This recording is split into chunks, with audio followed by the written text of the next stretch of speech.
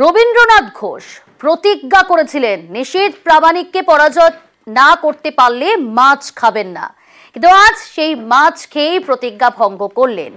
নিশীথের পরাজয়ে আমিষ খেলেন রবীন্দ্রনাথ ঘোষ। নমস্কার সবাইকে। সভায় লোকসভা নির্বাচনের আগে মাছ খেয়েই প্রতিজ্ঞা ভঙ্গ করলেন রবীন্দ্রনাথ ঘোষ। প্রতিজ্ঞা করেছিলেন নিশীথ প্রামাণিককে পরাজিত না করতে পারলে তিনি আর আমিষ খাবেন না, তাই নিশীথের পরাজয়ে আমিষ খেলেন রবীন্দ্রনাথ ঘোষ।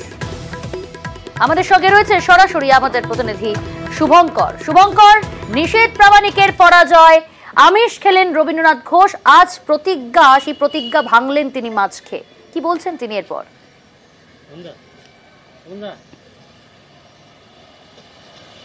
হ্যাঁ প্রিয়াঙ্কা, দেখো যে কোচবিহার জেলার রাজনীতিতে নিশীথ প্রামাণিক এবং রবীন্দ্রনাথ ঘোষ দুজনের মধ্যে দীর্ঘদিন ধরেই বিরোধ ছিল। নিশীথ প্রামাণিক যখন যুব তৃণমূলে ছিলেন তখন রবীন্দ্রনাথ ঘোষ তৃণমূলের জেলা সভাপতি ছিলেন। 2019 সালে পরবর্তীতে নিশীথ প্রামাণিক বিজেপিতে যোগ দেন এবং 2019 সালে প্রার্থী হন। তখন রবীন্দ্রনাথ ঘোষ জেলা তৃণমূল সভাপতি। সে সময় দুজনের মধ্যে বিরোধ ছিল এবং এখনও বিরোধ চলছে। এবারেও যখন লোকসভা নির্বাচনে নিশীথ প্রামাণিক প্রার্থী হন, তারপর রবীন্দ্রনাথ ঘোষ ঘোষণা করেছিলেন যে নিশীথ প্রামাণিককে হারাতে না পারলে তিনি মাছ খাবেন না, অর্থাৎ আমিষ খাবার গ্রহণ করবেন না।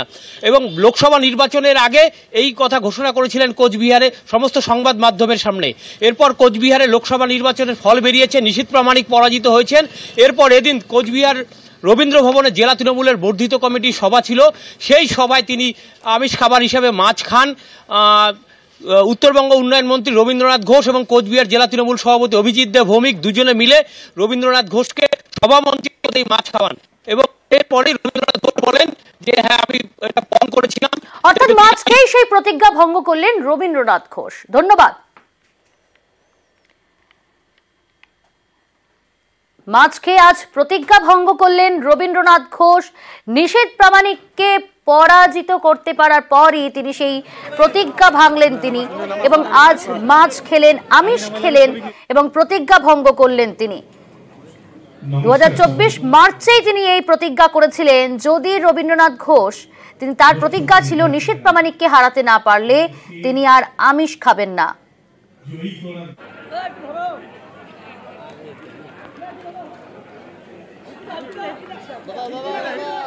সেদিন কি প্রতিজ্ঞা করেছিলেন এবং আজ কি বললেন শুনবো।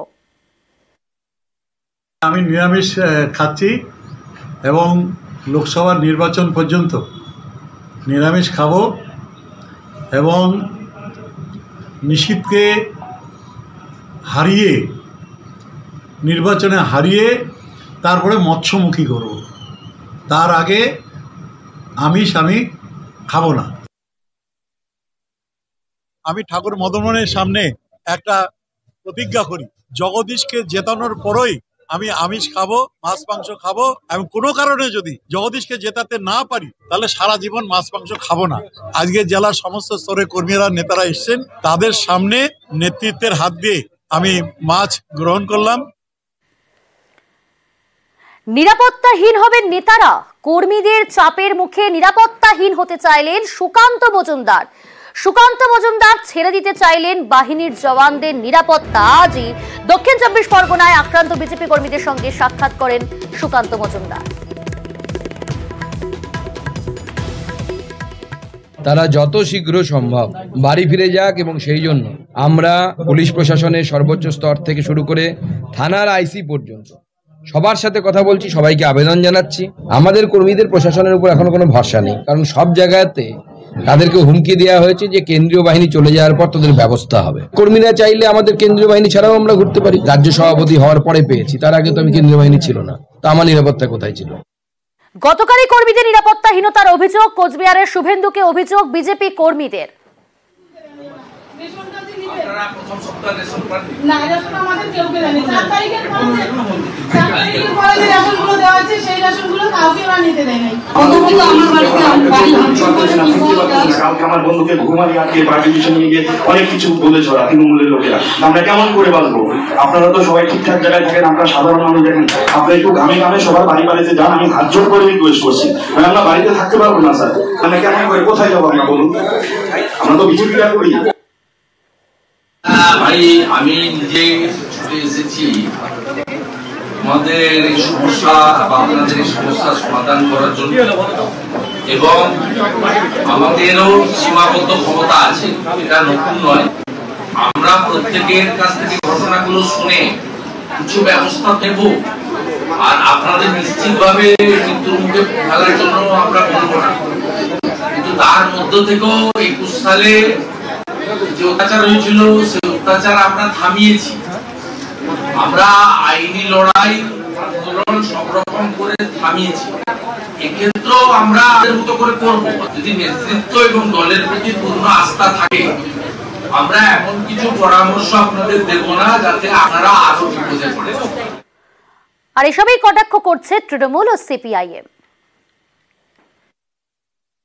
মানুষের রায়ে গোহারান হেরে গিয়ে বিজেপির মুষল পর্ব এবং গোষ্ঠীদ্বন্দ্ব যে পর্যায়ে গেছে, এটা তারই বহিঃপ্রকাশ। গোষ্ঠীদ্বন্দ্বের জেরবার হয়ে যাওয়া ভারতীয় জনতা পার্টি নিজেদেরকে দলকে সামলে উঠতে পারছে না। অন্যদিকে বিক্ষিপ্ত কিছু ঘটনাকে ভোট পরবর্তী হিংসার রূপ দিয়ে তৃণমূল কংগ্রেসকে কালিমালিপ্ত করছে। তারা যত এই ধরনের বদনাম করবে, বাংলার মানুষ এমনিই তাদের বিসর্জন দিয়েছে, আগামী দিনে প্রত্যেকটা নির্বাচনে আরো বেশি করে বিসর্জন দেবে।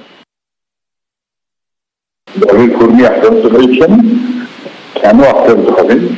বরং যে কোনো কর্মী বা যে কোনো সাধারণ মানুষ আক্রান্ত হলেই সবার দৌড়ে যাওয়ার শাসক যখন আক্রমণের নিজেদের দুষ্কৃতির জায়গায় দাঁড়িয়ে আছে, তখন প্রতিপক্ষ তাকে যেতেই যে কোনো আক্রান্ত মানুষের কাছেই যেতে হবে।